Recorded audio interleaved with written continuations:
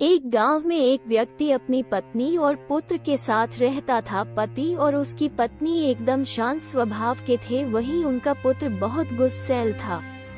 वो हर समय चिढ़ा हुआ रहता था और बात बात पर गुस्सा हो जाया करता था। गुस्सैल स्वभाव के कारण उसकी किसी से नहीं बनती थी। आए दिन उसका आस पड़ोस के लोगों से झगड़ा होता रहता था। उसे कोई पसंद नहीं करता था, उसके कोई दोस्त भी नहीं थे। माता पिता अपने पुत्र को लेकर चिंतित थे। वे चाहते थे कि उसके स्वभाव में बदलाव आ जाए, लेकिन लाख समझाने पर भी उसका गुस्सा कभी कम नहीं हुआ। एक दिन गांव में एक महात्मा का आगमन हुआ। वो विचित्र तरीकों से लोगों के जीवन में परिवर्तन लाने के लिए लोकप्रिय थे। जब ये बात लटके के माता पिता ने उनके बारे में सुना तो अपने बेटे को लेकर उनके पास पहुँचे और बोले, बाबा, ये हमारा इकलौता पुत्र है। समस्या ये है कि इसे गुस्सा बहुत आता है और गुस्से में ये हर किसी से लड़ पड़ता है।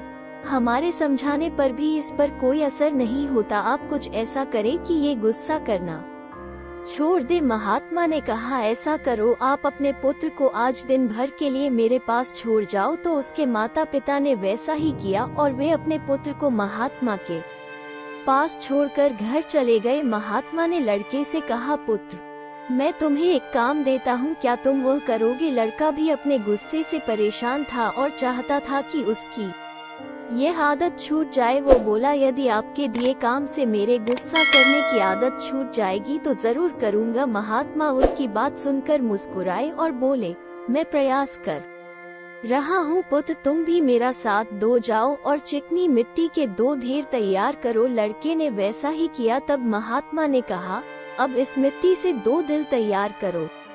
लड़के को ये काम कुछ अजीब लगा, लेकिन वो महात्मा की बात मानकर मिट्टी से 2 दिल तैयार करने लगा।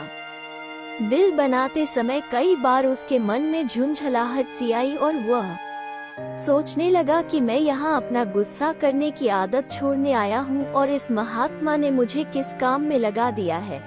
इस तरह तो मेरा गुस्सा खत्म होने की जगह और बढ़ जाएगा। लेकिन उसने किसी तरह काम करना जारी रखा और मिट्टी के 2 दिल तैयार कर लिए। वो उन 2 दिलों को लेकर महात्मा के पास गया और बोला, बाबा, ये रहे मिट्टी के 2 दिल।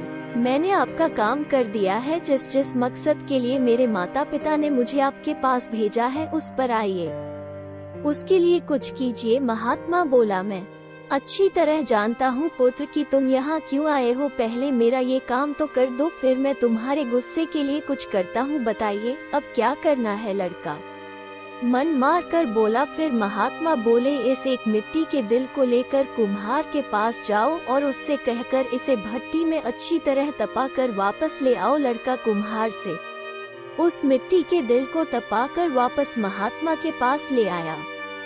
तब महात्मा ने उससे कहा, अब इस दिल में जो चाहे रंग भर दो। लड़के ने उस दिल को लाल रंग से रंग दिया।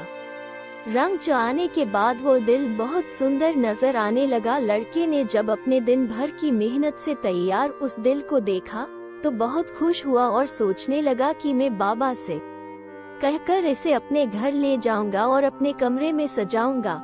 वो खुशी खुशी बाबा के पास गया और वो दिल दिखाते हुए बोला, बाबा, देखिए, रंग भरने के बाद ये दिल कितना सुंदर दिखने लगा है। हाँ, ये बहुत सुंदर दिख रहा है।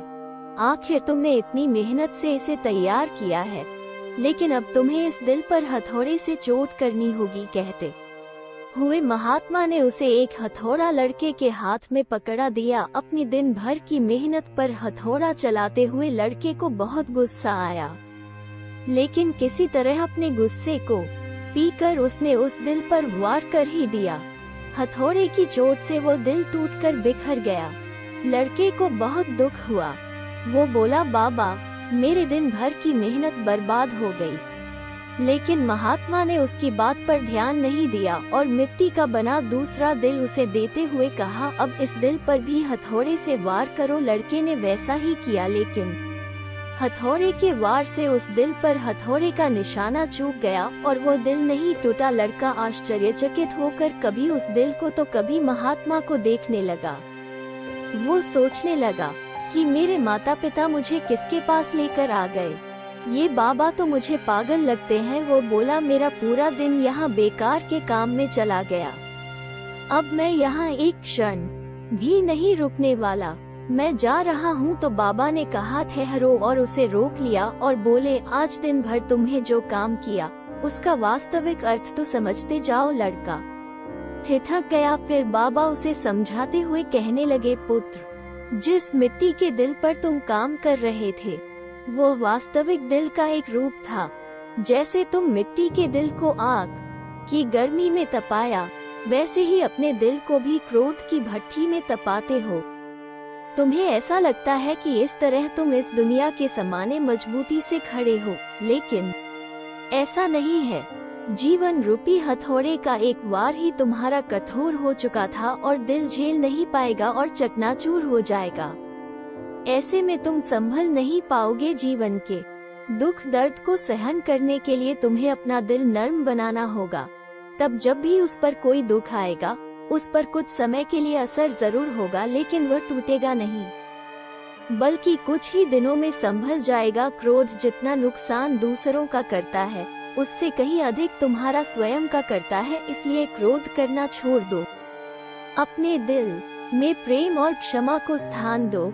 उसे विनम्र बनाओ। लड़के की आंखें खुल चुकी थी और उसने महात्मा जी को वचन दिया कि वो अब से अपने क्रोध पर काबू रखेगा और अपना व्यवहार सुधारेगा।